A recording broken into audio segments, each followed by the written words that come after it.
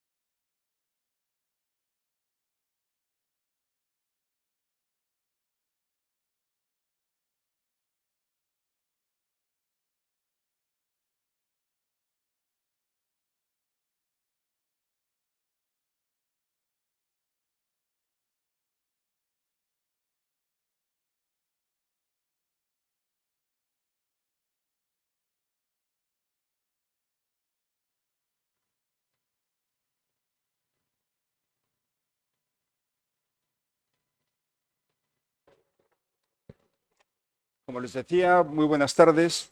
Mi nombre es Alfonso Burgón, soy el director del clúster de la industria de defensa.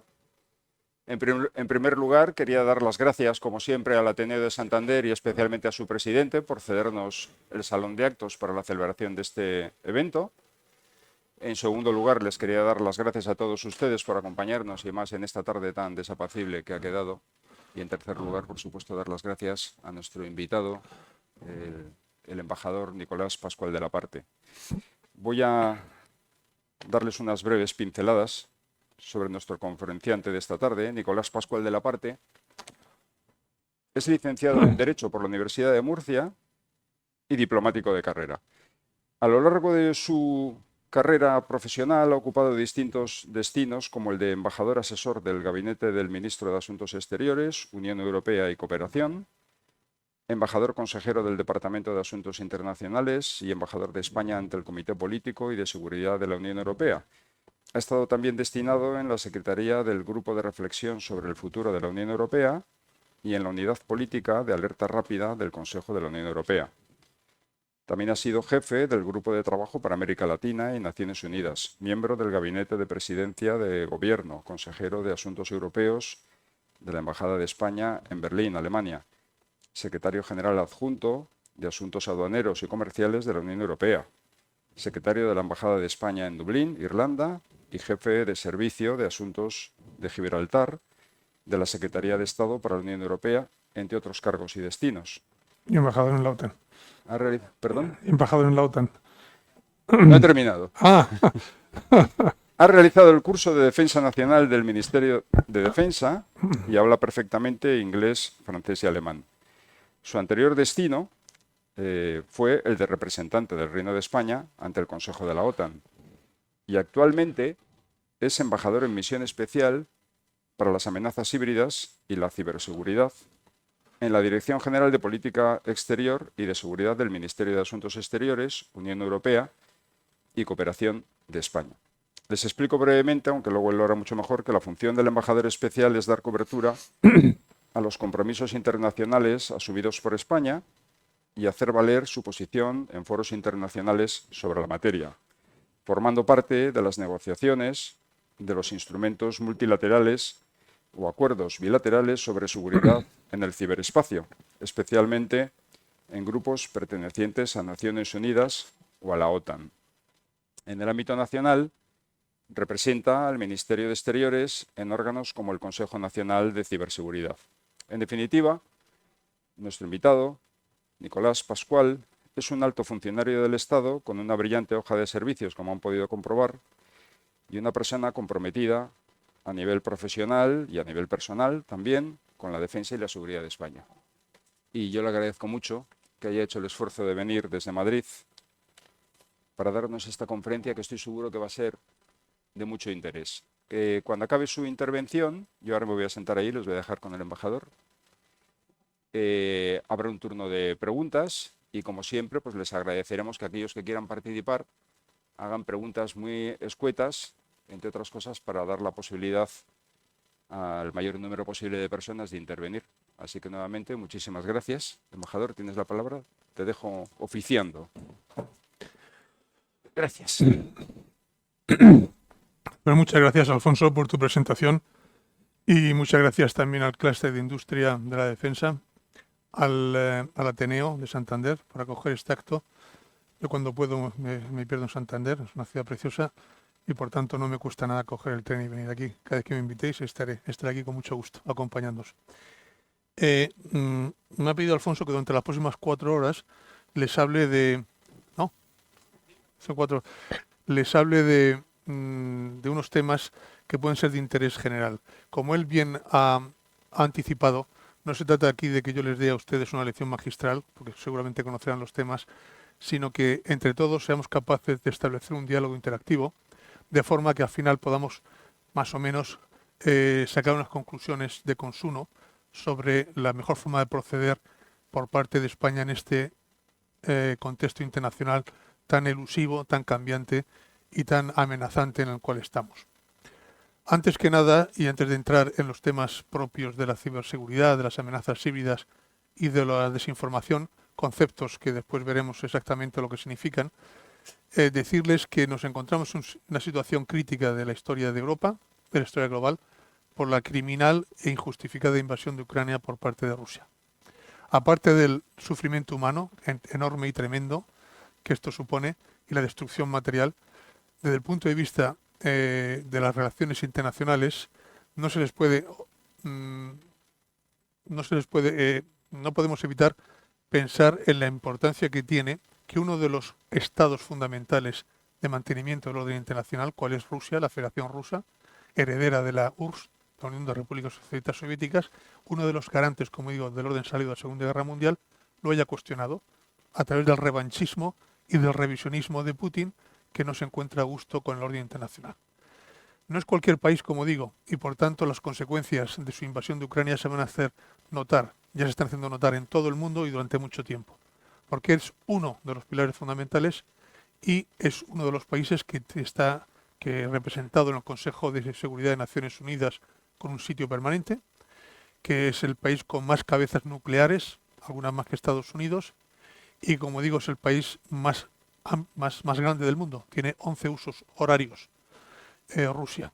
Pues bien, que un país como Rusia haya cuestionado los principios, los valores en los cuales se establece la convivencia internacional, la Carta de Naciones Unidas, el derecho internacional humanitario, los derechos humanos, las relaciones internacionales, una palabra, es de una gravedad difícilmente exagerable. Veremos cómo termina el conflicto, ojalá que termine con la victoria de Ucrania y que se reconozca su soberanía, se le reconozca su independencia, su integridad territorial en las fronteras internacionalmente reconocidas y la libertad y la prosperidad de sus habitantes. No se está luchando simplemente en Ucrania por Ucrania, sino por la libertad de todos nosotros en Europa y por nuestro bienestar. O sea que más vale que al final gane Ucrania esta guerra y, como digo, vea reconocida todos sus atributos como Estado independiente. Pues bien, esa introducción creo que venía a cuento, porque sin eso no podemos entender cabalmente la gravedad del escenario internacional en el que nos encontramos. Nos encontramos en un periodo que, como diría Antonio Gramsci, el fundador del eurocomunismo, en sus cartas desde la cárcel, se pasó la mayor parte de su vida metido en la cárcel porque Mussolini lo condenó, decía que estamos en un mundo que no termina de morir, pero esperamos un mundo que no acaba de llegar. Esos periodos de tránsito son peligrosísimos. Son peligrosísimos a nivel particular, de nuestra vida personal, ¿verdad? La adolescencia, la juventud, los periodos de tránsito siempre son peligrosos, pero también es muy peligroso para las naciones y para los organismos internacionales, porque no sabemos a qué atenernos. Ya las reglas que teníamos establecidas, como digo, después de la Segunda Guerra Mundial, con la Carta de Naciones Unidas, con el Acta Final de Helsinki de 1975, se acordarán ustedes, que establecía las reglas de convivencia en el espacio noratlántico, de la arquitectura de seguridad, las relaciones humanas, los derechos humanos, todo eso ahora mismo está cuestionado. Y por tanto no sabemos hacia qué escenario, hacia qué contexto estamos abocados. Por eso hemos de intentar tener las ideas claras, aquí en España y en Europa, tener claro quiénes son nuestros amigos, quiénes son nuestros aliados, nuestros socios y sobre todo saber a dónde queremos ir. Pues bien, este contexto internacional se caracteriza, como digo, por un periodo de mutuación, de cambio, pero también se caracteriza desde el punto de vista de la estrategia y de la seguridad por una coyuntura especialmente novedosa, porque confluyen dos fenómenos. Un fenómeno es la polarización, si quieren, del orden internacional, aunque eso lo veremos luego, pero yo me atrevería a decir incluso la atomización del poder. El monopolio del poder antes lo detentaban los estados. Esa época, los estados nacidos del Renacimiento, en el siglo XVI. Esa época ha desaparecido. Ahora el poder lo detentan los estados y entes no estatales, movimientos terroristas, organizaciones internacionales perfectamente organizadas, asociaciones de hackers, etcétera, etcétera. Eso no tendría mayor gravedad ni mayor dificultad de asumir por el orden internacional si no se combinase con un segundo factor. El segundo factor es la emergencia de potentes tecnologías disruptivas que van a cambiar, ya están cambiando, de hecho, nuestro actuar, nuestro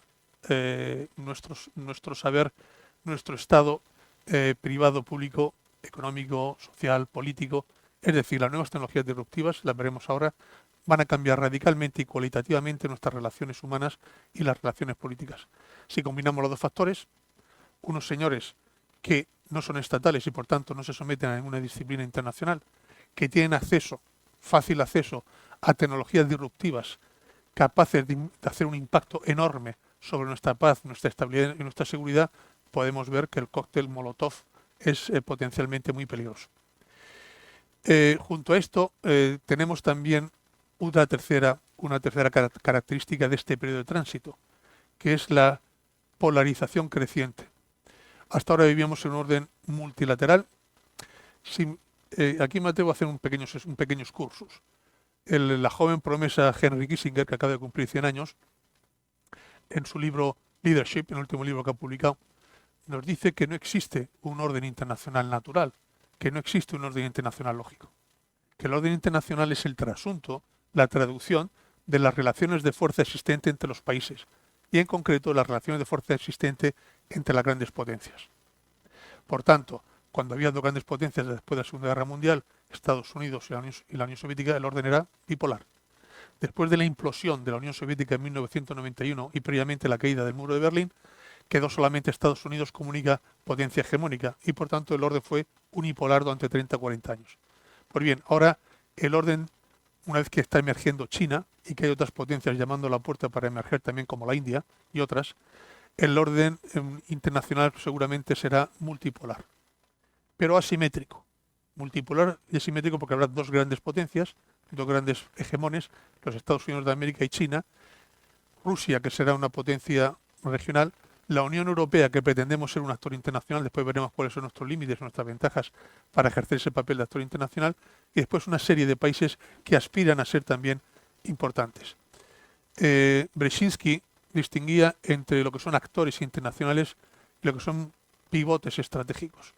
Actores internacionales son aquellos que pueden tener la capacidad, la voluntad, el deseo y la capacidad de proyectar fuerza al exterior para defender sus intereses nacionales. Capacidad y voluntad. De esos, pues actualmente tenemos a China, Estados Unidos y poco más. Los que no tenemos esa capacidad, si quieren, después puede estar Reino Unido, Francia, Rusia, pero ya sería otra división. Y después están aquellos países que sin ser actores internacionales, porque no tienen ni la capacidad ni la voluntad de proyectar fuerza en el exterior para defender sus intereses, sí son importantes desde el punto de vista geoestratégico, o bien por su posición geoestratégica, o bien por sus cualidades económicas y sociales. España, por ejemplo, se encontraría en este segundo grupo. Somos un pivote estratégico porque estamos situados en un sitio privilegiado, geográficamente, entre dos continentes, Europa y Asia, entre dos mares, el Atlántico y el mar Mediterráneo, entre dos culturas y entre dos civilizaciones, incluso entre dos religiones. Es decir, somos un puente, somos una pasarela de tránsito entre todo esto. Y por tanto España es un país que es codiciado por las grandes potencias, por Estados Unidos, por China, por Rusia, es decir, porque España tiene esa virtualidad de su posición geoestratégica. Pero España no es un actor político global. El actor político global pretende ser, por ejemplo, la Unión Europea. Ya veremos después hasta qué punto. si quisiéramos ser un actor global, tenemos que tener otras capacidades que de momento no tenemos. Pero ese no es el tema que nos trae hoy aquí.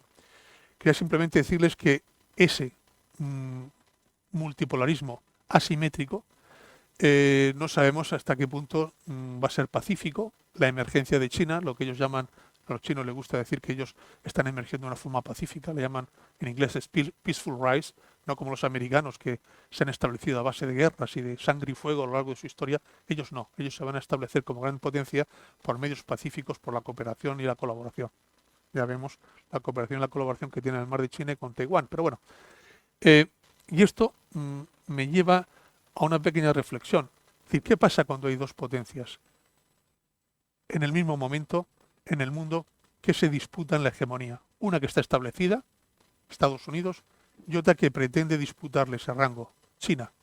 Pues bien, hay un libro que se llama La trampa de Tucídides, que seguramente ustedes habrán oído hablar, de Graham Allison Jr., un catedrático político, un politólogo del centro de Kennedy de la Universidad de Harvard, en Estados Unidos, que ha hecho un estudio comparativo.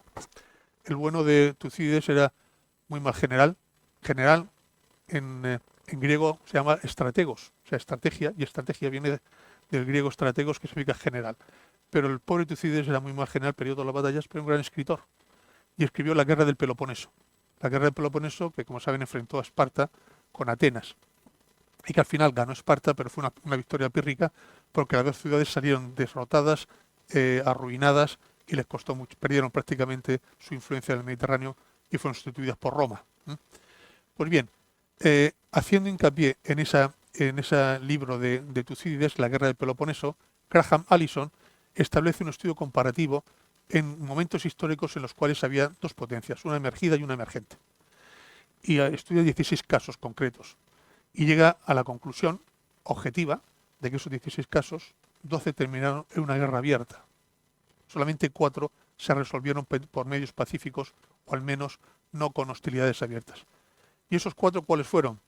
Pues en primer lugar la división del mundo entre Portugal y Castilla, cuando el Papa Alejandro VIII, que era español, dividió por la intercaetibus caretibus, la bula caetibus, intercaeter, efectivamente, en Tordesillas, el mundo entre dos, entre Portugal y España, que después, como saben, Portugal hizo trampa y fue corriendo la frontera hacia el oeste hasta que cogió un trozo de Brasil, en las leguas, y eso le ha permitido después colonizar Brasil y tal. Bueno, pero eso fue una forma pacífica a través del papado de solventar una contraposición de intereses entre las dos grandes potencias marítimas de la época del Renacimiento, cual eran Castilla y Portugal. El segundo ejemplo pacífico fue la sucesión como gran potencia naval a finales del siglo XIX de Estados Unidos a Gran Bretaña. Gran Bretaña había sido la gran potencia del siglo XIX, no solamente naval, sino colonial, pero a finales de este siglo fue Estados Unidos con su potencia industrial la que se impuso. Pues bien, los ingleses reconocieron que sería mejor ceder el testigo pacíficamente a los Estados Unidos de América y no entrar en colisión con ellos. Ese sería el segundo ejemplo de resolución pacífica. El tercero fue la Guerra Fría, porque no nos olvidemos que la Guerra Fría se llama fría porque nunca fue caliente. O sea, nunca la Unión Soviética y los Estados Unidos confrontaron directamente en un campo de batalla, sino que lo hacían a través de estados terceros, de proxies, en Corea, en Vietnam, en África, en Cuba, pero nunca directamente.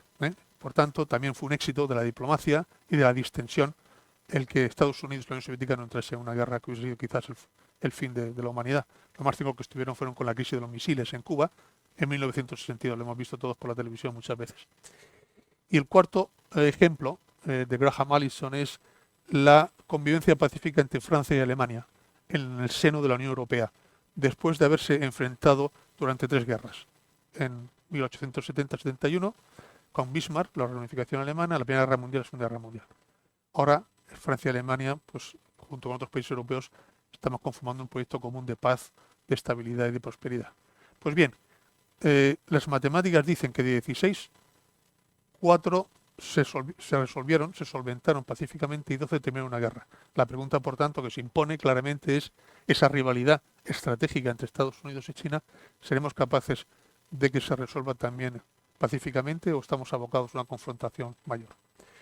También Kissinger, que aunque tenga 100 años, el hombre está todavía muy, muy locuaz, dijo el otro día en Portugal, en la reunión de Bilderberg, en Lisboa, que Estados Unidos tenía que aprender a convivir con China si queremos evitar una tercera guerra mundial y a aceptar y reconocer la emergencia de China como una gran potencia.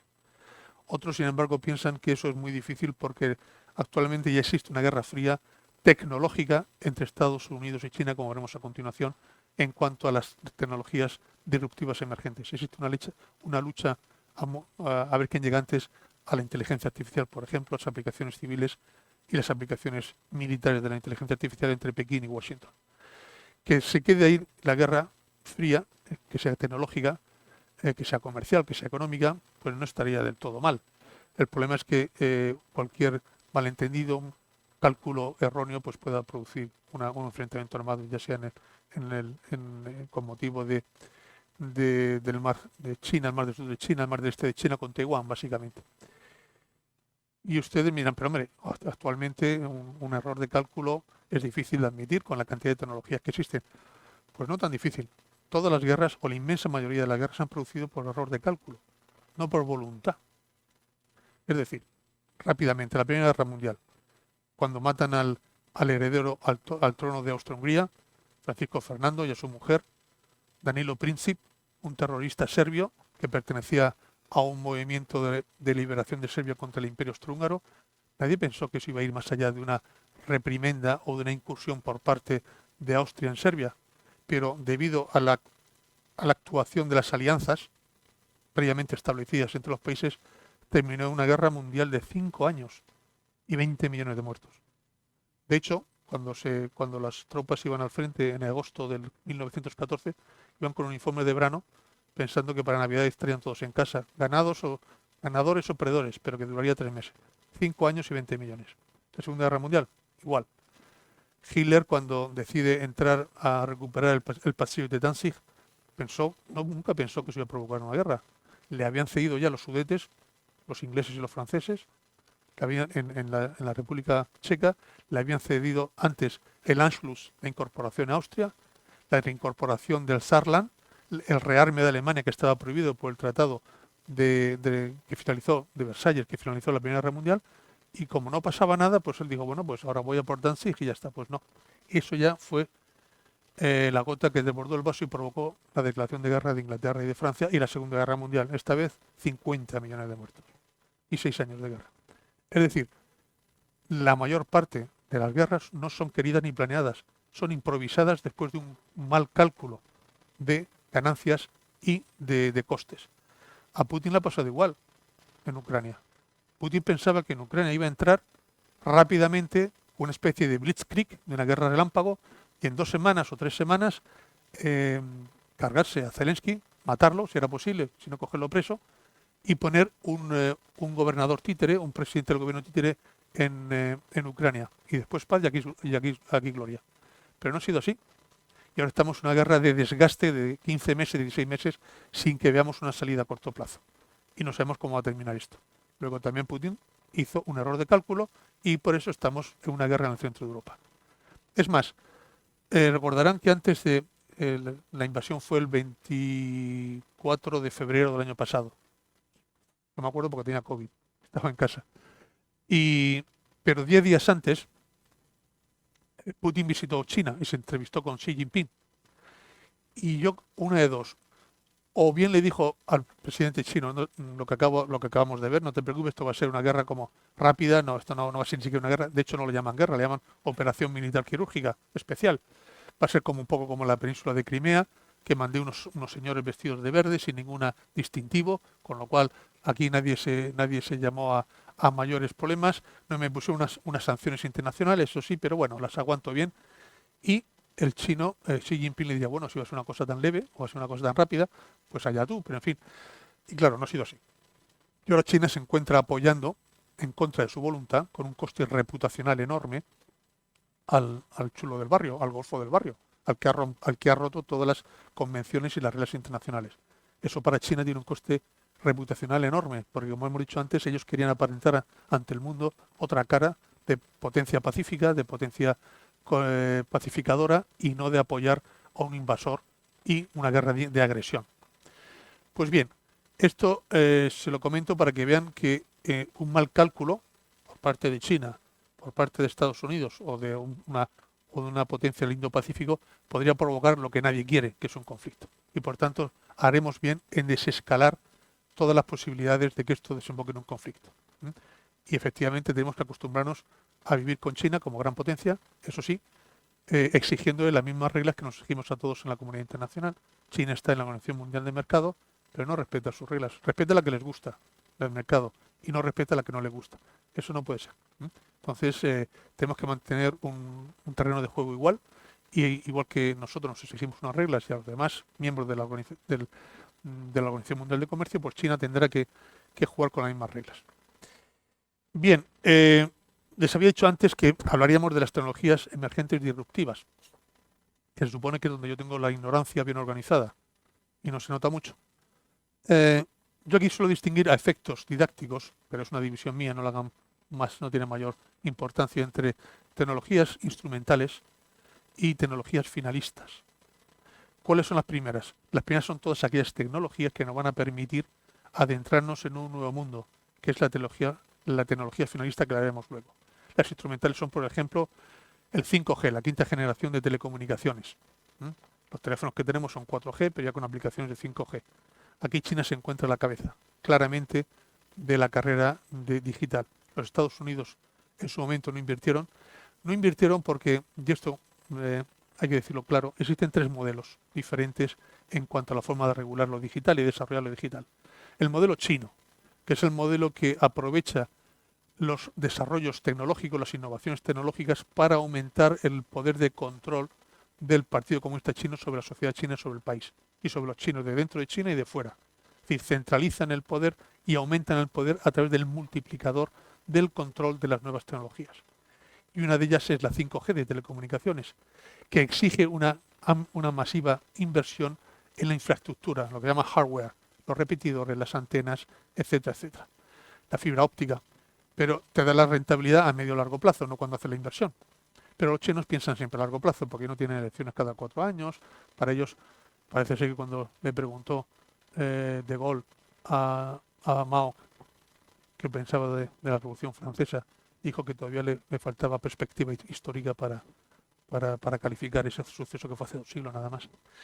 Bien, pues para que vean en qué espacio piensan los chinos, ¿no?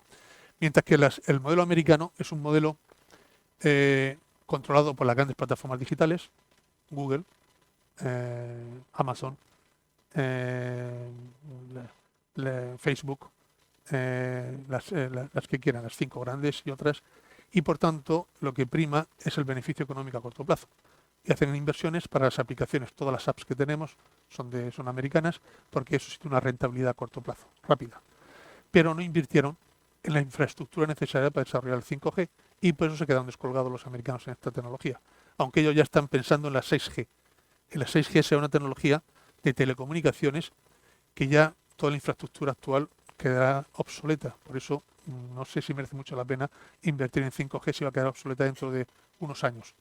¿Por qué? Pues porque la 6G, la tecnología de telecomunicaciones, va a depender de satélites en espacio sideral no, pero fuera de la atmósfera, que manden señales directas a los gadgets, a nuestros instrumentos, a la tableta, al ordenador y al teléfono móvil. Va a ser una revolución cualitativa tan importante como el tránsito de la telefonía fija a la telefonía móvil. Se acordarán, porque ya todos tenemos alguna edad aquí, algunos por lo menos, que había una compañía, Nokia, finlandesa, que es la compañía más grande del mundo de teléfonos. Sí, y ahora, sin embargo, está barrida del mapa porque no apostó por el teléfono inteligente, el Smart Digital. Se quedó con el teléfono móvil, pero dijo que no era rentable y que eso era un sueño, el teléfono inteligente, que eso no tendría ninguna rentabilidad económica a corto plazo. Samsung, en Corea, sí invirtió masivamente en el teléfono digital, y ahora la gran multinacional de teléfonos móviles es Samsung y no Nokia. Bien, pues esto es un poco igual. O sea, la sexta generación se está invirtiendo ya masivamente, tanto por los chinos, por los americanos, para ver quién llega antes. Pero, ¿por qué es necesario en la 5G? Es necesario porque la cantidad de datos que será necesario procesar, gestionar y administrar para el Internet de las cosas va a ser enorme. Necesitaremos grandes autopistas de datos, grandísimas autopistas por el cual puedan circular miles de millones de datos con una latencia, con un periodo de latencia muy reducido, con fracciones de segundo. Y para eso necesitamos una infraestructura de fibra óptica, repetidores, antenas, etcétera, etcétera. Eso es la 5G. Otra tecnología instrumental, por tanto, es el Internet de las cosas. ¿Qué es eso, el Internet de las cosas? Pues la capacidad que vamos a tener de conectar todos nuestros gadgets a través de Internet. Por tanto, tendremos sensores en el frigorífico, por ejemplo, de nuestras casas. Un sensor que detecte que no quedan yogures.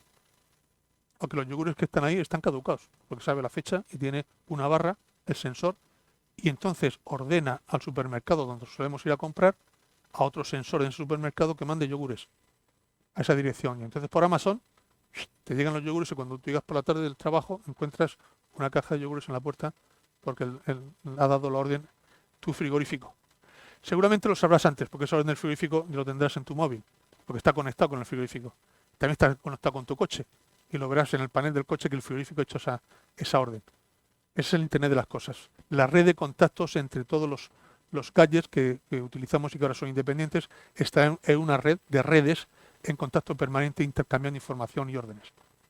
Es un mundo apasionante, ¿verdad?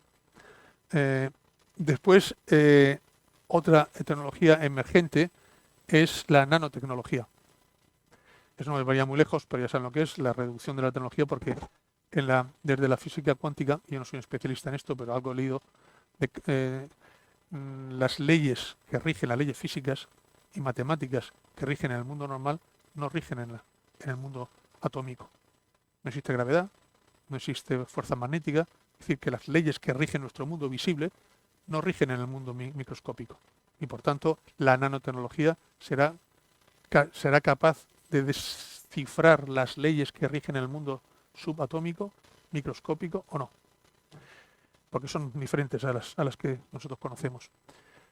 Tenemos la biomédica, la robótica, el Internet de las cosas, ya lo he dicho, el dato en la nube.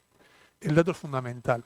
Pero cuando hablamos del dato tenemos que ser conscientes de que el dato actualmente es un terreno salvaje como el Far West en el siglo XIX. Es decir, no está monetarizado. Nosotros que utilizamos este teléfono, siempre sale una pantallita que nadie lee. ¿Da usted autorización? Sí, por supuesto. Le dice que sí porque tiene ganas de ir a ver la noticia y no puede leer continuamente. Bueno, pues cada vez que hacemos así vendemos nuestra alma, gratis. Porque le estamos dando permiso al operador a que utilice, almacene y utilice nuestros datos y los venda después. Con coste cero para él porque los hemos dado gratis. Y él lo vende a un precio en el mercado. Y entonces después cualquier partido político, sindicato o multinacional o supermercado quiere saber cuántas viudas o viudos de más de 55 años viven en la calle de Alcalá, en Madrid, va a este suministrador de datos y le dice, pues mira, tienen 1.250 con estas edades y estos gustos.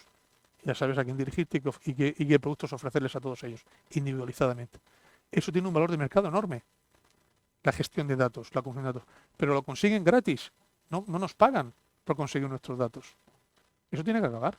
Hay que monetarizar la consecución del dato. Es como si en el siglo XIX las compañías petrolíferas hubiesen explorado el petróleo, lo hubiesen sacado gratis, sin pagar nada, y lo hubiesen vendido la gasolina a un precio. Imagínense las ganancias. Pues bien, esas ganancias son las que están haciendo las grandes compañías y las grandes multinacionales norteamericanas, básicamente, que se han hecho de oro y de diamante en los últimos 30 años por ese desequilibrio entre costes y beneficios. Por supuesto, habrá que imponerles una tasa fiscal porque tienen una actividad económica y en eso estamos negociando tanto en la Unión Europea como en la OSCE, con la OMC, qué tasa fiscal mundial establecer equitativa, proporcional a las grandes plataformas digitales. Ellas no quieren ninguna, dice que ellos se autorregulan, pero en fin, en eso estamos. O sea, el dato es libre, salvaje, no está monetarizado y no está sometido a ninguna presión fiscal. Por eso el negocio en este ámbito es enorme, como no hay ningún otro negocio que dé esos beneficios. Bien, ¿todo esto para qué? Todas estas energías, todas estas tecnologías emergentes, hay otras, pero estas son las fundamentales para conseguir el oscuro objeto del deseo. La tecnología finalista, la inteligencia artificial. Eso va a cambiar el mundo. Ya lo está cambiando. Lo hemos visto todos como Open Artificial Intelligence. La compañía ha sacado el chat GPT, Es una revolución. Todos nos hemos dado cuenta ahora que una máquina puede hacer informes mejor que nosotros, tesis doctorales mejor que nosotros, algunos ya lo intentaron antes también, ¿verdad? Tesis mejor que nosotros, informes mejor que nosotros, cartas mejor que nosotros. Es decir, la inteligencia artificial ya es capaz de sustituir a la inteligencia natural, biológica. Pero claro, hay una pregunta que nadie se hace. ¿Cuánta energía consume la inteligencia artificial? Este chat, cuando le pides, por ejemplo, vamos a ver, los Reyes Católicos, toma de Granada de los Reyes Católicos, informe de 25 páginas. Lo pones y a los 2 minutos lo tienes. Pero claro, esa compañía ha tocado a todas las fuentes de información que hay en el mundo sobre los Reyes Católicos y la toma de Granada, con un consumo de energía brutal, eléctrica. Y estamos ahora con la transición digital y la transición verde, ahorrando energía, apostando por las energías renovables y verdes, diciendo que no tenemos que comer carne por la huella social que tiene, que no podemos viajar en avión, que tenemos que acostumbrarnos a ir en bicicleta. O sea, ahorrar energía, que no está mal, no digo que esté bien, pero la inteligencia artificial, las nuevas tecnologías disruptivas consumen brutalmente energía. Y nadie se pregunta de dónde la van a sacar, la energía eléctrica que necesitan todas estas nuevas tecnologías, que multiplica exponencialmente los consumos normales. Pues bien, aparte de eso, la inteligencia artificial, como digo, va a revolucionar la vida totalmente. La inteligencia artificial, de momento, solamente está en un estado iniciático básico. Fíjense que ya no hay cerebro humano que puede ganar una partida de ajedrez a la inteligencia artificial. Hace ya años que la inteligencia artificial es mucho más, porque en cuestión de micros de segundo hace todas las combinaciones posibles de los movimientos de las fichas y no hay persona humana, no hay inteligencia biológica que pueda vencer a la inteligencia artificial en una partida de ajedrez. Hace 20 años todavía, ahora ya no. Bien, pero la inteligencia artificial de momento solamente aprende por la repetición de secuencias. Tiene que programarlo con un algoritmo y al repetir la secuencia, miles de millones de veces va aprendiendo y va deduciendo. Es como cuando un niño aprende de su padre. Me acuerdo cuando era pequeño que en el baño me ponía al lado de mi padre que se afitaba y yo hacía como que me afitaba también, ¿no? La emulación. Pues eso es la forma que tiene la inteligencia artificial de aprender. Repetición de operaciones que están previamente programadas en su algoritmo, no otras. Aunque este verano parece ser que Google tuvo que desactivar un programa de inteligencia artificial porque se le había escapado. No lo controlaba. ¿Se acuerdan de Odisea 2001 en el espacio, esa película? Cuando el astronauta le va al ordenador, lo va desmontando, le dice, no me desmontes, John, no, tal. Pues porque se le fue de control. Bueno, pues eso que fue una película de ciencia ficción cuando éramos jóvenes todos nosotros, ahora es una realidad. Una realidad que ha ocurrido este verano en Palo Alto, en el cuartel general de Google, que ha tenido que desactivar un programa de inteligencia artificial porque no lo controlaba. Empezó a ir por su cuenta. Y eso que solamente la inteligencia artificial está operando, como digo, en el nivel básico de repetición de secuencias conocidas. La inteligencia humana tiene otras formas, gracias a Dios, de momentos superiores también, que son la inducción, a través de la observación de la realidad. Los filósofos inducen leyes generales. La deducción, inducción es de abajo a arriba, deducción es de arriba a abajo. A través de unas premisas lógicas, abstractas, saco unas conclusiones, que después las contrasto con la realidad para ver si son verdaderas. Y después la analogía, si esto es así aquí, dadas las mismas circunstancias, tiene que ser lo mismo en China, o en Japón, o en Tailandia, por analogía, por similitud. Pues bien, la inteligencia artificial, de momento, todavía no es capaz de aprender ni por deducción, ni por inducción, ni por analogía, solamente por repetición. Pero es cuestión de tiempo de que lo vaya consiguiendo. Y el estadio final será cuando seamos capaces de interactuar la inteligencia artificial con la biológica.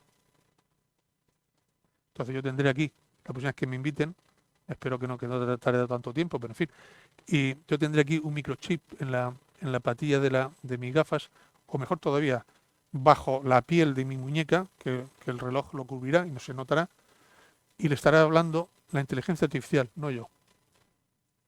En la primera fila me dirá el general que está aquí sentado. Señor embajador, ¿cuántos habitantes tiene pues no sé, Bangladesh? Y entonces yo le diré, pues 187.525.378 ayer. Mientras estamos hablando han nacido 2 más. Claro, no soy yo que le estoy respondiendo, es el chip que está en conexión con mi inteligencia y habla por mi boca. Se acaban las oposiciones. Qué maravilla, ¿verdad? Si me hubiesen dicho a mí antes, se acabaron. O sea, es otro mundo. Somos toda una especie de Robocops. Pero no solamente eso, habrá chips que multipliquen al máximo las capacidades físicas, como la película Robocop, que es ciencia ficción, pero es decir, en China, que no sabemos lo que están haciendo en sus laboratorios, ¿verdad?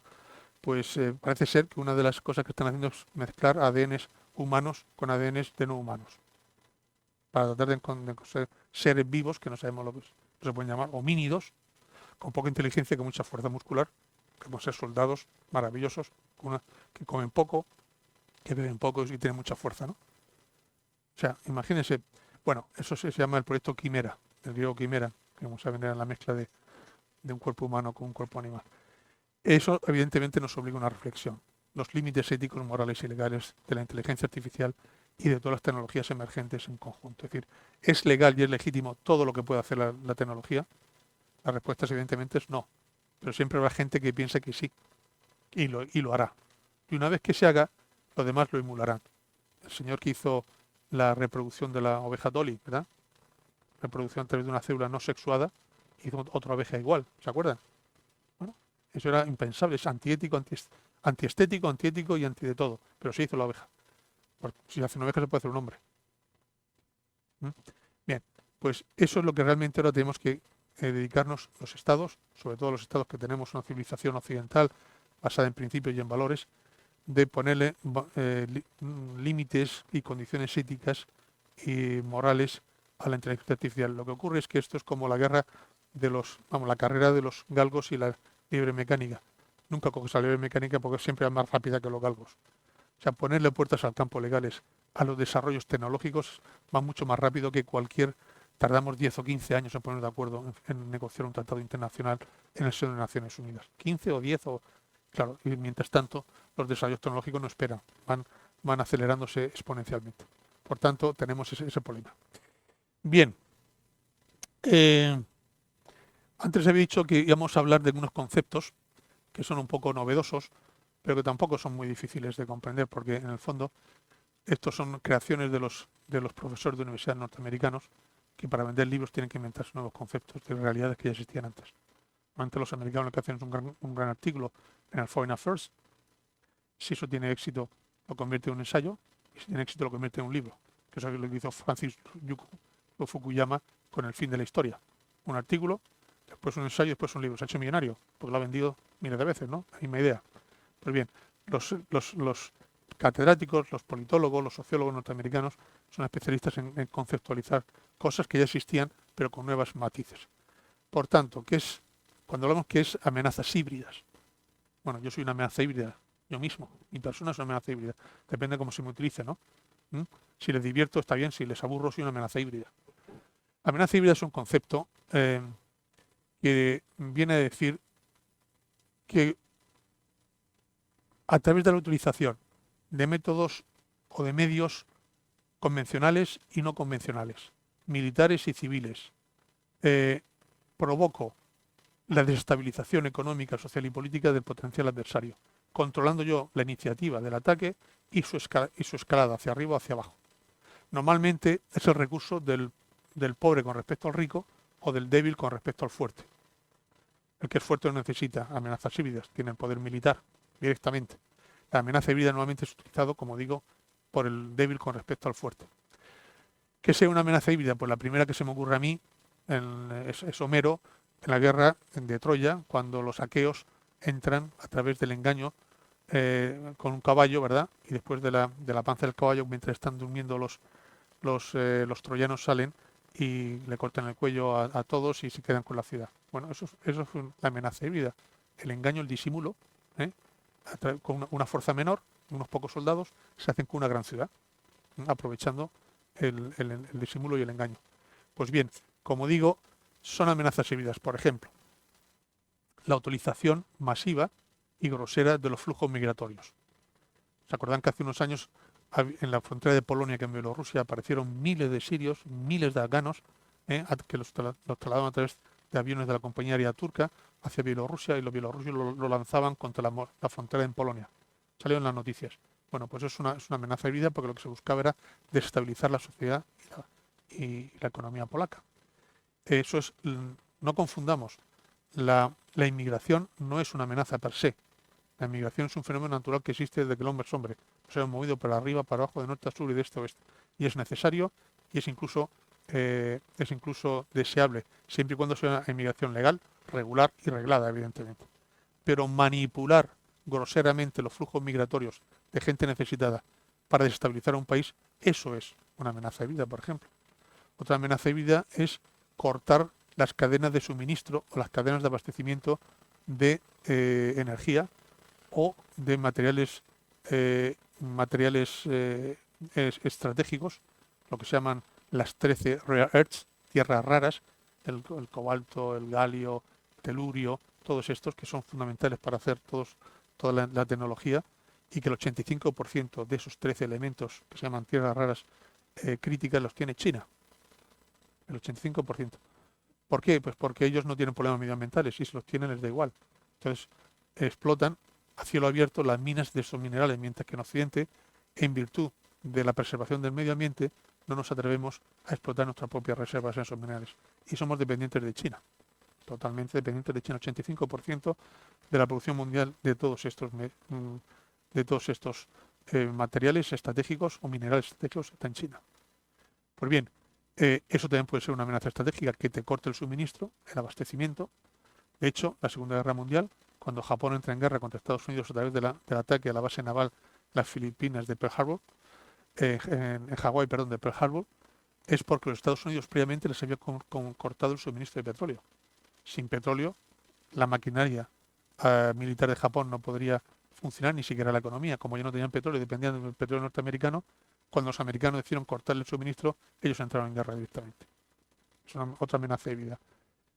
Amenaza de vida, por ejemplo, es las masivas campañas de injerencia y manipulación, los fake news, la desinformación a través de los bots, que puede provocar cambios en los resultados electorales, como parece ser que hubo en Estados Unidos en el año 2020, o no hubo, pero hubo intentos al menos por parte de Rusia, en Holanda y en otros países. Es decir, a través de la desinformación, las campañas de desinformación, provocar alteraciones en los procesos electorales. Y sobre todo también provocar noticias falsas que generen o que ocasionen la desafección de los ciudadanos con sus instituciones democráticas, con sus partidos políticos y con su sistema democrático en general. Por eso los países autoritarios, Rusia, China, Irán, Corea del Norte, son muy aficionados a la desinformación, porque con muy poca inversión puedes provocar grandes efectos destabilizadores. En la desinformación también rápidamente me gustaría distinguir diferentes niveles. La desinformación existe en un nivel básico, que sería la falsificación objetiva de los datos, que eso es fácil de combatir. Por ejemplo, Napoleón invadió China. Bueno, eso es muy fácil de combatir. No, Napoleón no invadió China, invadió Rusia. Bueno, eso rápidamente con los check findings, eso se puede hacer. Existe otro nivel más sofisticado de desinformación, que es reconocer el hecho objetivo, pero interpretarlo torticeramente. Por ejemplo, Napoleón invadió Rusia para liberar a los siervos. No invadió Rusia para liberar a los siervos, invadió Rusia por otros motivos estratégicos. Entonces, eso ya es más difícil, porque necesita una elaboración contraria a la interpretación malévola o sesgada que se proporciona. Existe otro nivel más sofisticado, que es reconocer el hecho objetivo, reconocer la interpretación objetiva, pero para conseguir consecuencias totalmente distorsionadas, con la elaboración de distintos relatos o narrativas. En fin, ¿cómo combatir la desinformación de sociedades abiertas, pluralistas, democráticas como las nuestras? Pues aquí existen dos escuelas de pensamiento que no son pacíficas ni siquiera dentro de la Unión Europea y en el mundo occidental.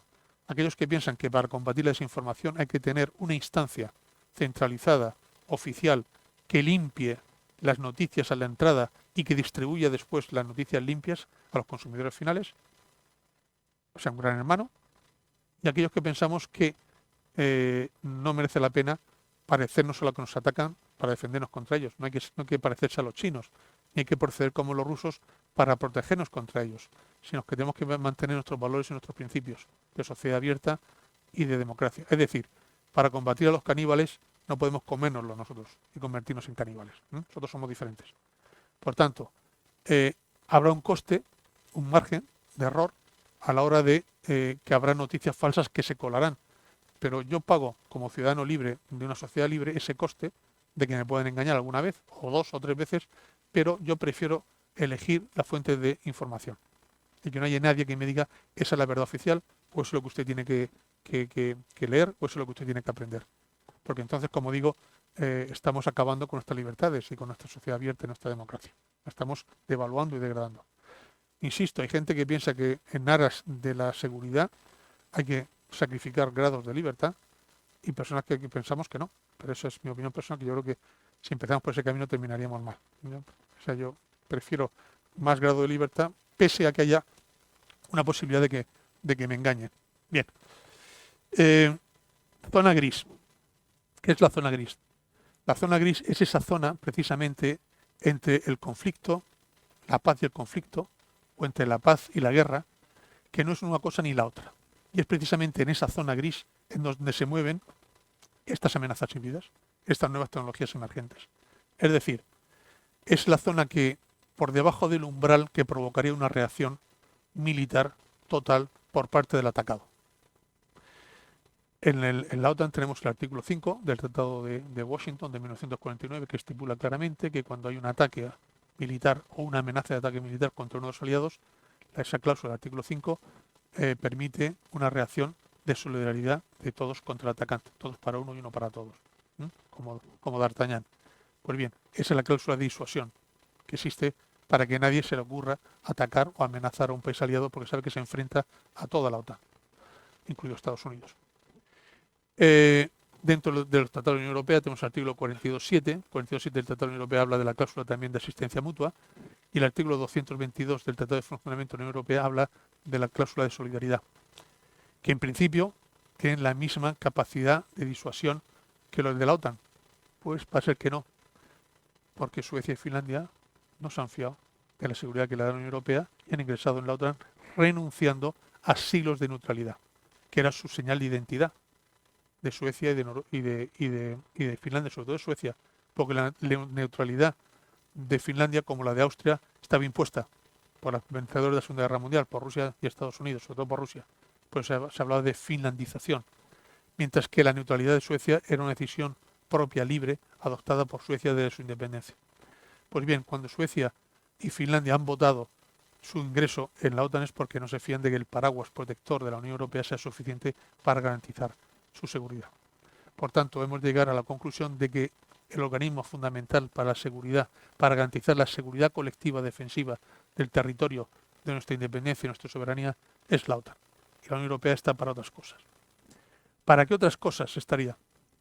Pues bien, si tenemos un conflicto en el desarrollo secuencial de un conflicto, tendríamos primero los desórdenes sociales, crisis económicas, una serie de sucesos, de eventos que nos darían que pensar y que interpretar que eso podría desembocar en un conflicto de no mediar una solución. En esa primera parte, que se llamaría gestión de crisis, prevención de conflictos y gestión de crisis, la Unión Europea sí tiene instrumentos que la OTAN no tiene. ¿Qué instrumentos? Pues su política comercial, política agrícola, política exterior, política de financiación, vecindad. Es decir, tenemos muchos instrumentos militares y civiles, pero sobre todo civiles, para gestionar una crisis y evitar que estalle un conflicto. Por tanto, para esa primera fase de un conflicto, la organización internacional mejor dotada es la Unión Europea y no la OTAN. Pasemos a la segunda fase, que la gestión de la crisis o la prevención del conflicto no sea exitosa y se llegue a las hostilidades abiertas militares. Pues bien, para eso ya la organización idónea es la OTAN y no la Unión Europea, por los medios que tiene la OTAN, su estructura de mando y control, su experiencia, sus ejercicios, etcétera, etcétera. Y después, en la tercera fase, que sería la reconstrucción material del país y la reconciliación nacional entre las partes que se han enfrentado, ya sea una guerra civil o no, de nuevo, los instrumentos más idóneos serían de nuevo la Unión Europea y no la OTAN. Por tanto, a través de sus medios financieros, de sus planes económicos de reconstrucción, etcétera. Entonces, de las 3 fases de un conflicto, la Unión Europea estaría especialmente cualificada y dotada para gestionar la primera fase y la tercera fase, y la OTAN para la fase central del conflicto armado. Por tanto, son complementarias la OTAN y la Unión Europea. Es más, el debate falso de que si la Europa de la defensa, el desarrollo de la Europa de la defensa es contradictorio o va a restar capacidad a la OTAN, es absurdo, es complementario totalmente, porque ni la OTAN ni la Unión Europea tiene ejército, ninguno, son organizaciones. Las capacidades son únicas y son nacionales. Entonces, cada país pondrá a disposición, bien de la Unión Europea, bien de la OTAN, sus capacidades militares en función de la naturaleza del conflicto que quiera afrontar. Si es un conflicto de baja intensidad, como dicen los militares, o de espectro bajo, pues la Unión Europea es suficiente. Para una misión, por ejemplo, en África, misiones de mantenimiento de la paz, de creación de la paz en África, bien. La Unión Europea es suficiente. Para una guerra en Ucrania, no. Bueno, de hecho, ni siquiera está ahí la OTAN, como sabemos. Pero es decir, para una defensa del territorio nacional contra un agresor masivo, es la OTAN y no la Unión Europea. Por tanto, como digo, no existe contradicción entre desarrollar en Europa la defensa, con sus capacidades propias, y la OTAN, porque los aliados de una y de otra prácticamente coinciden. Hay algunas diferencias, hay algunos países, la OTAN tiene 31 países, la Unión Europea tiene 27, y la mayor parte de ellos coinciden, pero es que, como digo, las capacidades militares son únicas y son de los Estados, no son ni de la OTAN ni de la Unión Europea. ¿De acuerdo?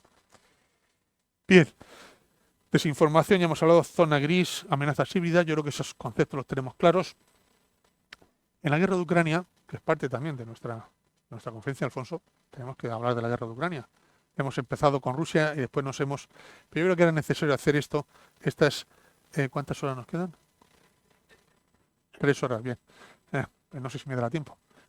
Bueno, en Ucrania se ha demostrado una cosa, que Rusia no ha sido capaz de interactuar sus capacidades tradicionales, es decir, carros de combate, artillería pesada, etcétera, etcétera, con sus capacidades informáticas o capacidades, digamos, digitales, las nuevas tecnologías emergentes. Y no ha sido capaz de esa interacción porque Ucrania previamente estaba muy capacitada para evitarlo. Durante meses, cuando no años, antes de la invasión de Rusia de febrero del año pasado, Ucrania, el gobierno y la sociedad había recibido adoctrinamiento, capacidades informáticas, tecnológicas por parte de Estados Unidos y los países occidentales, que habían desplazado allí sus capacidades informáticas y también sus especialistas. De tal forma que cuando Rusia pretende, por ejemplo, tomar el aeropuerto rápidamente, que será el plan inicial, llegar a Kiev, tomar el aeropuerto por unos paraquedistas, dar un golpe de mano y secuestrar a Zelensky y al gobierno ucraniano, pues resulta que todo el espacio electromagnético que ellos pensaban cegar para permitir a los aviones rusos aterrizar en el aeropuerto, pues no pudieron hacerlo, porque las capacidades defensivas de resiliencia informática que tenía Ucrania eran muy desarrolladas. Y entonces no pudieron esos aviones aterrizar en el aeropuerto y se malogró la operación rápida de secuestro de Zelensky. ¿Y eso por qué fue así? Pues porque, como digo, ya anteriormente, tanto gobiernos occidentales como plataformas digitales Google, Facebook, Apple y particulares se habían puesto a disposición de Ucrania sus capacidades informáticas. Aquí tenemos una característica que nunca se había dado antes en mucho tiempo, que es que tenemos un ejército, entre comillas, de personas, de individuos, de informáticos, de hackers benignos, que están ayudando y han ayudado a Ucrania antes de la guerra y durante la guerra. Podemos hablar incluso de 50.000 personas que están ayudando gratis et amor, desinteresadamente al pueblo ucraniano. La pregunta es, cuando termine esta guerra y se firme una paz, en algún momento, ¿cómo desmovilizamos esos 50.000 señores y señoras? ¿O ellos se pueden seguir organizados para hacer otras cosas, benévolas o no tan benévolas?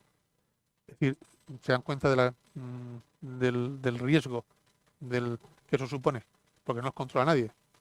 Se están conectados desde la red y deciden ayudar a Ucrania y mañana pueden decir otra cosa. Es decir, donde hay una oportunidad, donde hay un desarrollo positivo, siempre hay un riesgo que hay que prever y anticipar. Pues bien, esa es la primera consecuencia. Segunda, tenemos que tener claro que la cooperación en la guerra digital, y no solamente en la guerra digital, sino en la carrera digital, tiene que ser entre la empresa pública y la privada, porque son los individuos, son las grandes plataformas digitales y las empresas las que son responsables del 85 al 90% de los desarrollos digitales, no los estados, no la administración pública. Esto es otra característica de nuestro tiempo. Anteriormente los estados tenían el monopolio de la fuerza. El ejército era del Estado, las armas eran del Estado, las producía fábricas del Estado. Hoy no. Hoy las nuevas tecnologías no las hace el Estado, ni el gobierno. Las hacen compañías privadas, con doble uso, aplicaciones civiles y aplicaciones militares. Por tanto, eso nos obliga a los estados, a las administraciones, a tener una cooperación muy estrecha con las compañías privadas, con el sector privado, con los think tanks y con los individuos, porque esto es una misión conjunta en el cual la iniciativa privada tiene la preponderancia, la prioridad absoluta en el desarrollo del I+D y de los desarrollos tecnológicos. Tercera lección que podemos sacar del tema de Ucrania. Más vale prevenir que curar. Es decir, aquí no se puede improvisar. Es decir, tenemos que tener las capacidades establecidas, operativas, antes de que suframos un ataque, un ciberataque o una amenaza de vida. Porque no tienes tiempo de reaccionar. Cuarta lección que hemos sacado. Tenemos que tener una ventaja tecnológica comparativa superior a cualquier eventual adversario o rival.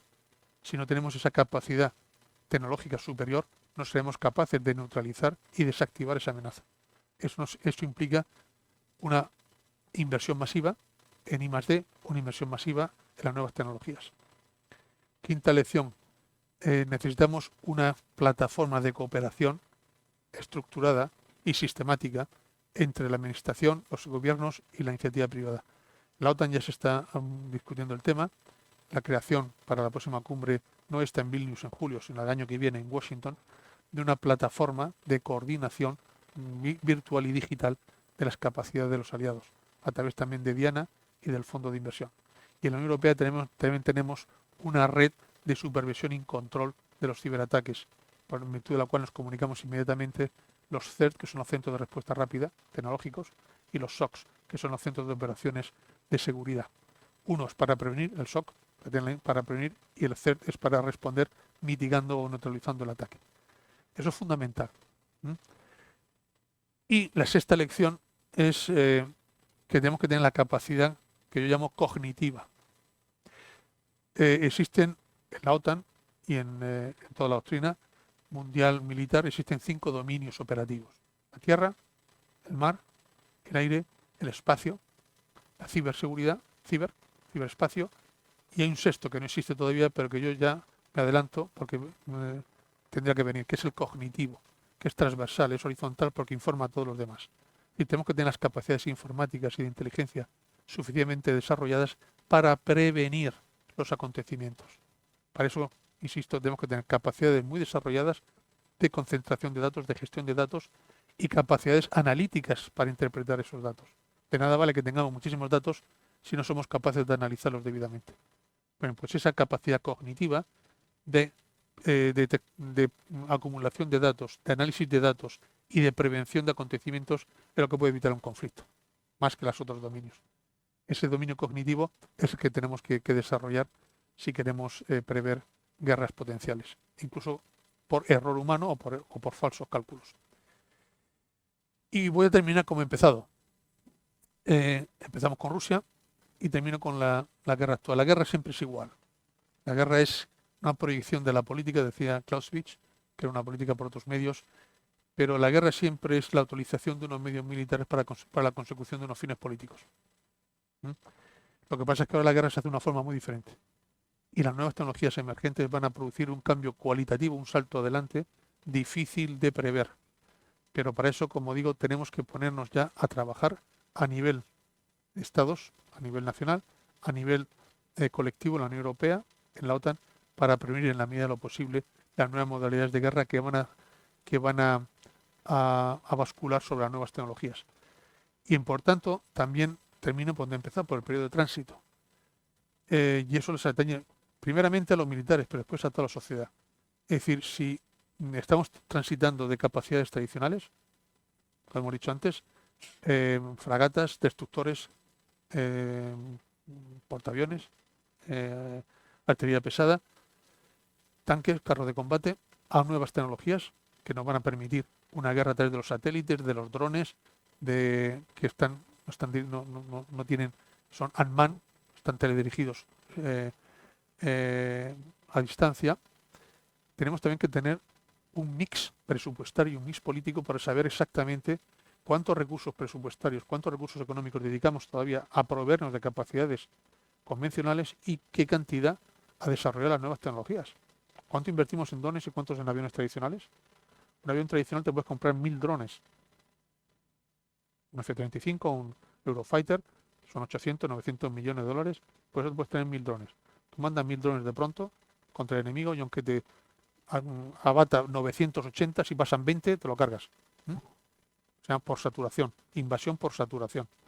Bien, pues es un debate que hay que abrir. Es decir, cada país tendrá que tomar esa decisión, porque por eso estamos todos los países, todos revisando nuestras estrategias nacionales de seguridad, nuestras estrategias nacionales de defensa, nuestras estrategias nacionales de política exterior.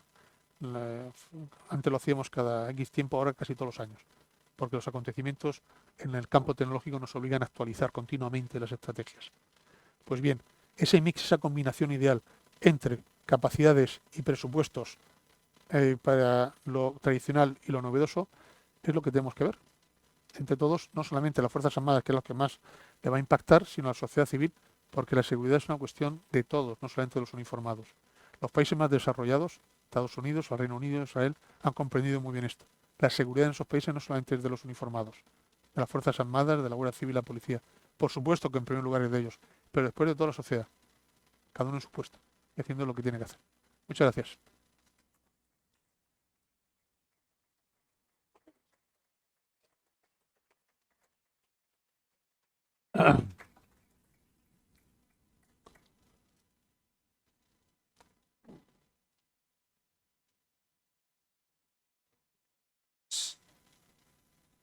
Si alguien se anima.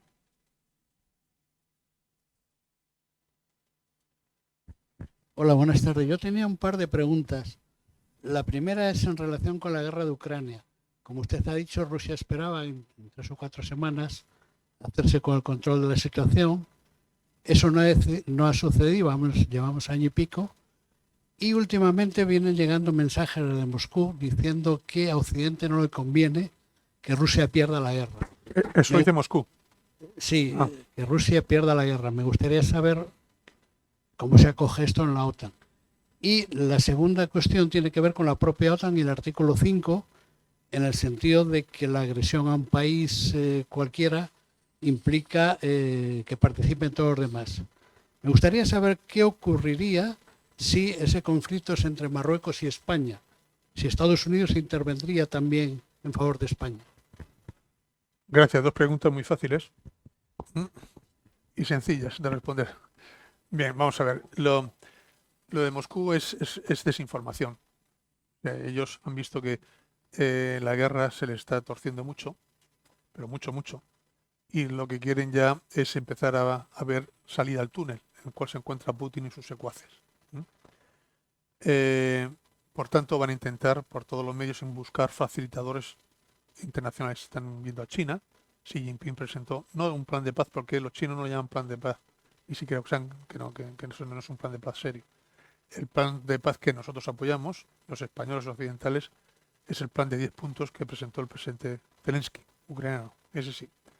Porque claro, el plan de paz chino reconoce en el primer artículo la necesidad de respetar el derecho internacional, la Carta de Naciones Unidas, el derecho internacional humanitario, los derechos humanos. Bueno, si se respeta ese hecho, no haría falta ningún artículo más.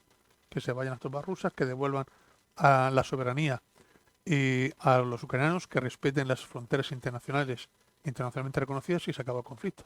Por tanto, es decir, no distingue además entre agresor y agredido el plan chino. Si no distingues entre agresor y agredido, es una broma. Por eso veremos crecientemente desinformaciones interesadas por parte de Moscú. Que ellos están a favor de la paz, que quieren negociar, que no quieren negociar. Lo que tienen que reconocer es la integridad territorial de un Estado que han invadido, una guerra de agresión ilegítima.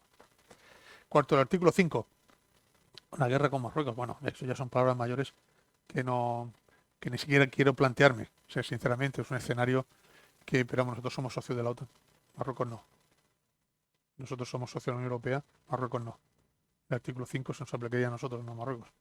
La solidaridad sería con nosotros. O sea, eso es lo que dicen nuestros pactos, nuestras alianzas internacionales, y a eso me atengo. No tengo por qué especular ahí. Gracias. Adelante. Le quería preguntar dos cosas. Una sería, usted ha hablado de la combinación de empresas de administración pública y empresas privadas. Quería saber cuál es ¿cómo diría yo? El contrato que tiene la administración pública de España con la principal empresa, o con las dos principales empresas públicas de ciberseguridad de España, que es Indra y Movistar, y cómo valoraría usted los intercambios de información o de contratos entre esas dos empresas y la administración pública. Y luego otra pregunta sería, ¿qué diferencia hay entre que TikTok ahora sea una amenaza y que las aplicaciones de los Estados Unidos a su debido momento no dan ninguna amenaza? ¿Qué pasa? ¿Que en Bruselas no sabían lo que era la informática? Gracias. Bien. En cuanto a la primera, cuando hablamos de colaboración entre el sector público y el sector privado, no estamos hablando de una cosa, de un desideratum, de un wishful thinking, estamos hablando de algo que ya existe en España. Existe lo que se llama el Foro Nacional de Ciberseguridad, que está vigente desde julio del año 2020. En ese foro, en el cual yo también me siento, se sientan representantes de la administración pública, del gobierno. En España existe el tema de la ciberseguridad está descentralizado. No existe una agencia nacional de ciberseguridad todavía. Existe el INCIBE, el Instituto Nacional de Ciberseguridad, que está en León, que se encarga de prevenir, mitigar y responder a los ciberataques a las empresas privadas, medianas y pequeñas, en general. Tenemos el CCN, el Centro Criptológico Nacional, que está dentro del CNI, el Centro Nacional de Inteligencia, que se encarga de prevenir, gestionar y mitigar los ataques cibernéticos de amenazas híbridas contra la administración, contra el Estado y las grandes empresas críticas y servicios esenciales. Pues tenemos el Mando Conjunto de Ciberseguridad del Ministerio de Defensa para temas relacionados con la OTAN, básicamente. Pero tenemos una estructura descentralizada en cuanto a organismos públicos que garantizan la ciberseguridad. Pero junto a eso, tenemos, como digo, el Foro Nacional de Ciberseguridad, que es un organismo que no existe en otros países europeos. Somos de los primeros. Ahí estamos en vanguardia, por ejemplo. Y ahí se sientan representantes de las empresas que quieran, pequeñas, medianas y grandes.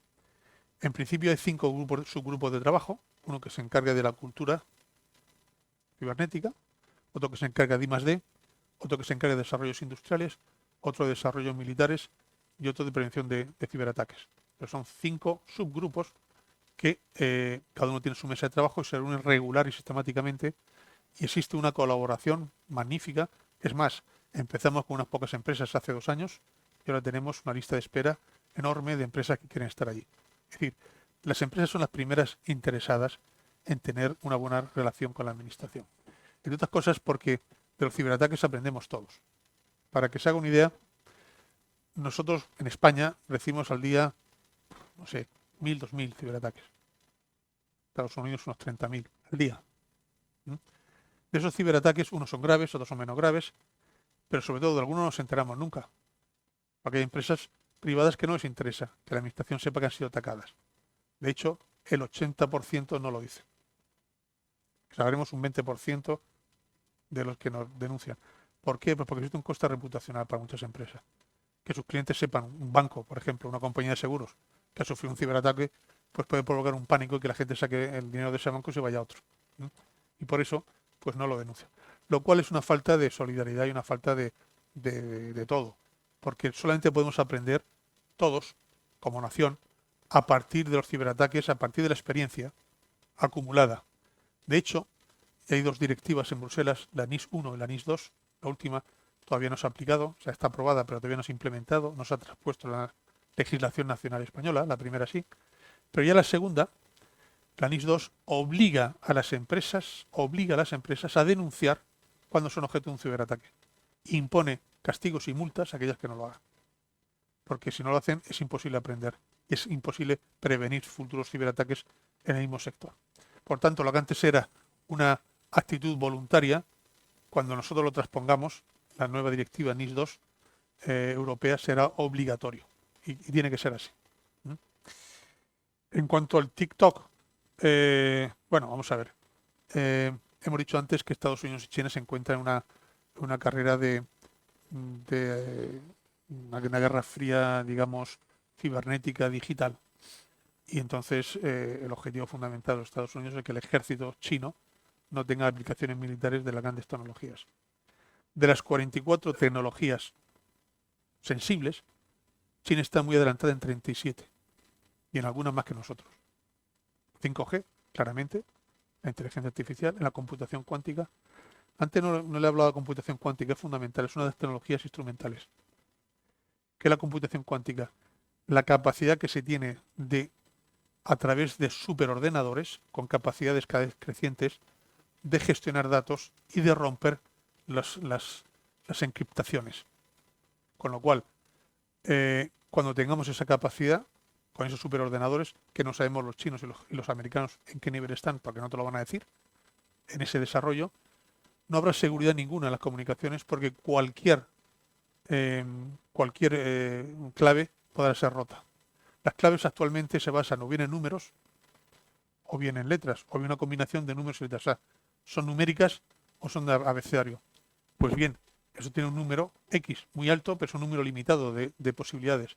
En cuanto el ordenador cuántico haga 5.000 millones de operaciones en 2 segundos, te rompe la clave porque la consigue romper. O sea, alguna vez llega a la clave que tú has puesto en tu ordenador. Y por eso ahora, antes de que se llegue a esa vulnerabilidad estratégica enorme, que es que el rival potencial pueda romper todas las claves y todos los encriptados de nuestras comunicaciones, tenemos que empezar a pensar ya en nuevas claves. Se está barajando, por ejemplo, los sonidos musicales, que son infinitos, por lo visto. En los signos de la escala, de los 7, si empiezas a combinarlos con distancias diferentes, son infinitos. Y ahora parece ser que los números y las letras se cambiarán por músicas en nuestros ordenadores y en nuestros teléfonos, ¿no? Cada uno tendrá su musiquita. Eso es más complicado de romper. Pero seguramente que habrá un desarrollo posterior de la computación cuántica. ¿Qué relación tiene esto con el TikTok? Pues que el TikTok venía a demostrar a los americanos y a los occidentales que China le había ganado también la carrera en las aplicaciones comerciales. Pero el problema está en que China, al ser un país autoritario, la compañía Huawei, que es la gran compañía que tiene China, o la ZTE, o la aplicación TikTok, conforme a la legislación china, están obligados, en caso de que se lo pidan, a suministrar los datos a sus clientes. Ese es el tema. Tenemos aquí a Entonces, un experto en temas informáticos que igual nos quiere comentar algo, ¿no, claro. Roberto? Entonces, lo que se están diciendo, le decimos a los chinos, las compañías chinas, a Huawei y a ZTE, al menos deje usted la nube, los datos, no solo lleve usted a China, sino que los datos europeos que ha conseguido usted en Europa o en Estados Unidos, los tienen que almacenar en una nube aquí en Europa o en Estados Unidos y no transmitirlos a China, porque entonces tenemos una vulnerabilidad absoluta. Claro, las compañías chinas protestan, no, nosotros somos compañías de mercado, nosotros no estamos obligados a pasar datos al gobierno chino, pero hay una ley china que sí está ahí y que obliga. De ahí que desde Trump, Estados Unidos haya empezado esa campaña de restricción de aplicaciones chinas y tecnologías chinas en sus sistemas que estamos aplicando el resto de aliados occidentales. Adelante. Pero el hecho de que se quiera prohibir a TikTok es una prueba del éxito comercial que ha tenido. Si no, no sería una amenaza para nadie, ¿verdad? Bueno, buenas tardes. Y bueno, gracias por la conferencia, me ha parecido muy sugerente y muy interesante. Gracias. Y yo le quería preguntar por el tema de Ucrania también, porque se habla de respetar la integridad de Ucrania. Pero claro, ellos ya habían invadido antes Crimea. Entonces, ¿Quién? Rusia. Ah, sí. Sí. Entonces, cuando se habla de integridad territorial de Ucrania, también se habla de Crimea. Claro. ¿Y hasta qué punto entonces fue un error de cálculo no haber intervenido, no haber sido como más contundente cuando se invadió Crimea? Que bueno, Sí. pasó un poco menos que desapercibido. Gracias por la Claro. pregunta, muy interesante. Vamos a ver.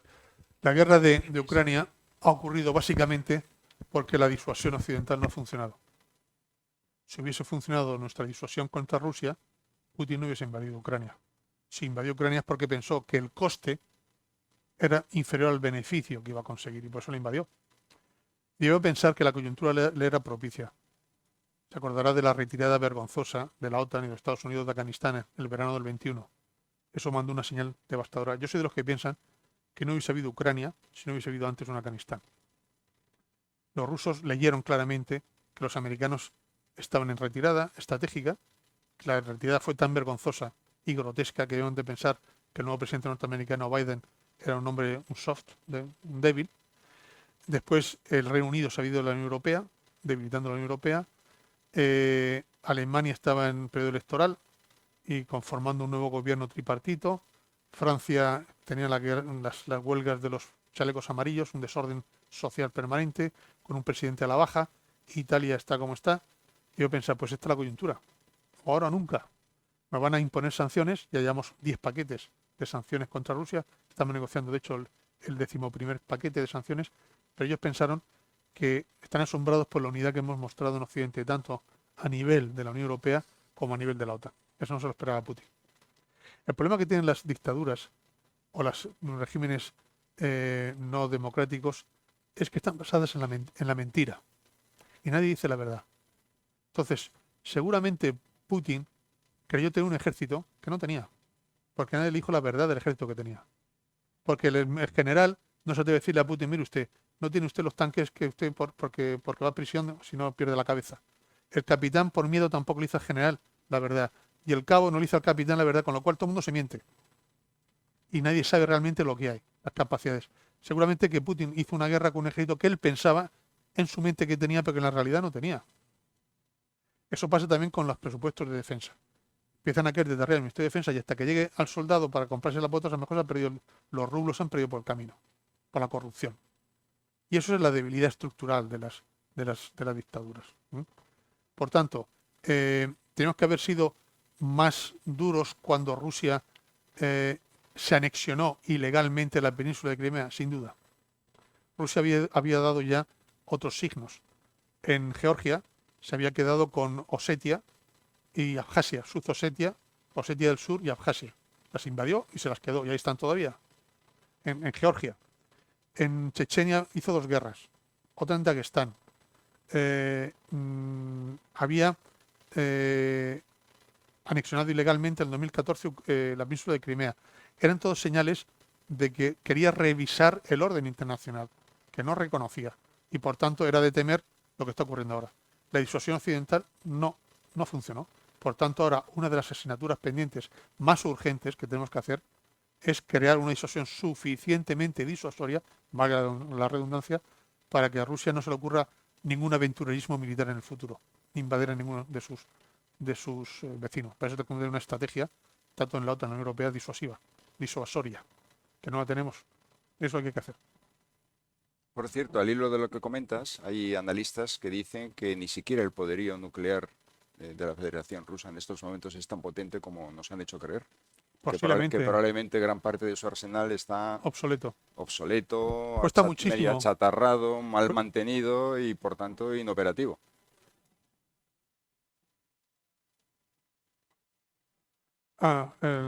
Sí. Vamos, sí, pero se han revelado últimamente. O sea, los secretos de mercenarios que los ha mandado, ha mandado chechenos, ha mandado mercenarios, ha vaciado las cárceles y los manicomios, mandando presos y locos al frente sin ninguna preparación, con lo cual han caído como moscas, porque ir al frente sin una preparación militar es un suicidio. Pero ha vaciado las cárceles prometiendo que la redención de la pena si se servían 6 meses en el frente. Asesinos de todo tipo, gente, pero claro, es un signo de desesperación. Es cuando no tienes un ejército regular, fuerte, tienes que recurrir a esos expedientes, ¿no? De vaciar las cárceles y los manicomios. Pero eso, uno de los recursos ha sido el recurrir a Blackwater. Estas compañías privadas que, en fin, y parece ser que también en Bakhmut, en esta ciudad, han caído también. Pero claro, los ucranianos luchan por su patria, luchan por su país, luchan por su libertad. Los otros luchar sin saber muy bien, soldado ruso, ¿por qué está luchando ahí? Porque le han mandado ahí. Porque le han mandado. De hecho, cuando quisieron hacer una movilización general, salieron todos los que pudieron salieron, se escaparon de Rusia y salieron por las fronteras todo el que podía. Todo el joven que podía se fue de Rusia. O sea, no es una guerra popular, porque es una guerra de invasión. Mientras que para los ucranianos se están jugando su vida, su país y su patria. Por tanto, la moral es mucho más alta. Y un ejército sin moral está condenado al fracaso. Sí. Yo quería preguntar, ¿cómo se puede competir contra China cuando ellos se saltan todos los protocolos medioambientales? ¿No estaremos en Europa jugando a ser ecologistas y empobreciéndonos al no explotar las tierras raras, ¿no? Y luego ya, para acabar con Ucrania definitivamente, los rusos tienen armas nucleares y no sé si serán obsoletas o no, pero es un riesgo, ¿no? ¿Es posible pensar que de buenas a primeras Rusia se dé cuenta que se ha equivocado y que abandone Ucrania? Eso yo creo que es impensable, ¿no? ¿No sería mejor negociar? ¿No sería mejor que Europa se acerque a las posturas rusas y firmar unos acuerdos, entendiendo que es muy difícil que la soberbia rusa diga, bueno, me equivoqué, me voy y perdón? Bien, gracias por las preguntas muy oportunas y pertinentes. China. Con China hay que tener una política de reciprocidad. Es decir, yo a usted le abro mis mercados si usted me abre los suyos. Las licitaciones públicas, por ejemplo, en China están cerradas a las empresas privadas occidentales, americanas y europeas, mientras que ellos sí pueden acceder a nuestros mercados privados y licitaciones de contratos públicos, porque nosotros respetamos las reglas internacionales de la Organización Mundial de Comercio. Por tanto, con China hay que ser muy claro. Es decir, vamos a aplicar el principio estricto de reciprocidad. Y yo le voy a permitir a usted hacer en mi mercado justo lo que usted me permite hacer en el suyo. Y no ser una relación asimétrica, que usted se beneficiaba de lo que le gustaba y prohibía lo que no le gustaba. Y nosotros hemos cerrado los ojos por una razón muy simple, porque el mercado chino era muy goloso. Para cualquier compañía europea, un mercado de 1.400 millones potenciales de consumidores, pues era muy goloso. Y entonces les hemos transferido incluso tecnología. China lo que es por la transferencia de tecnología occidental. O sea, ahora ya ellos tienen sus capacidades, pero en los estados iniciáticos, hace 30, 20, 10 años, no tenían ninguna tecnología. Tenían una tecnología que nosotros le dábamos, como se lo dimos en su época a Japón. Yo me acuerdo cuando estaba estudiando la oposición, los años 80 y tal, y 90, que había en la revista Times, en la portada ponía ¿cuándo Japón sobrepasará a Estados Unidos? Porque entonces Japón era la gran amenaza económica y financiera de Estados Unidos. Mira dónde está Japón ahora y dónde está Estados Unidos, ¿no? China sí es un poco igual, es decir, China se ha beneficiado de la transferencia de tecnología que ellos exigían para que las empresas occidentales hiciesen negocios ahí. Por ejemplo, Siemens, si quería vender trenes, tenía que pasar tecnología a los chinos que ya hacen trenes más rápidos que los de Siemens. Y así todo, ¿eh? Y Renault, y Volkswagen, y Chrysler, todas han transferido tecnología a los chinos porque era una condición sine qua non de los chinos para que tuvieses acceso a su inmenso mercado. Entonces, claro, fue una estrategia muy miope. Tenía beneficios enormes los primeros años, pero después dejaban de tener acceso al mercado y son ellos ahora los que nos están exportando los productos que nosotros les exportamos desde 30 años. Por tanto, con China, reciprocidad, transparencia, igualdad de trato. ¿De acuerdo? Y en cuanto a lo nuclear y la paz, vamos a ver. Nuclearmente, hay dos formas de utilizar un arma nuclear, una forma táctica y una forma estratégica. La forma táctica tiene unos efectos limitados en un teatro de operaciones militar. Acabar, por ejemplo, con una división para borrar una ciudad o una unidad militar. Estratégica es cuando mandas un cohete balístico contra Estados Unidos y destrozas medio país, ¿no? O sea, eso ya es el fin del mundo, el Agamedón. Lógicamente, no creo que Putin ni siquiera en sus pesadillas pueda estar pensando en eso. Pasemos a un escenario que tampoco creo realista, pero en fin, plausible, que sería la utilización limitada de un artefacto nuclear. En ese caso, ¿qué ganaría Putin? La condena unánime de toda la comunidad internacional. Unánime, hasta de los chinos en ese caso, que se desvincularían de Rusia totalmente. Si Rusia utiliza un artefacto nuclear, no tendría ningún aliado en el mundo, se convertiría en un paria y segundo, no conseguiría la victoria militar, porque los ucranianos no se van a rendir de la noche a la mañana porque le tienen un arma nuclear que acabe con una unidad militar. Luego, políticamente, el aislacionismo más absoluto, convertirte en un paria. Y segundo, no te garantiza la victoria militar. Entonces, ¿para qué lo vas a hacer?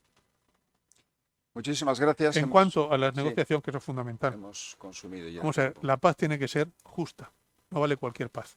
Justa. Si no es paz justa, no es paz. Si ahora Putin consigue llevarse X ganancias de su invasión, se puede ver tentado a volverlo a hacer dentro de unos años cuando se recupere. El mensaje, no solamente para Putin, sino para todos los sátrapas potenciales que hay en el mundo, es que la violencia no genera beneficios. Si usted hace una guerra de agresión, no obtendrá sus resultados. Si ese mensaje no lo pasamos claro, y eso significa que Rusia no puede ganar la guerra, no solamente envalentonamos a Putin para futuras aventuras militares, sino a cualquier sátrapa del mundo que piensa que por la violencia puede conseguir objetivos políticos. En Corea, en Oriente Medio, donde quieras. Gracias. Muchísimas gracias, embajador. Hemos consumido el tiempo. Muchas gracias. Gracias.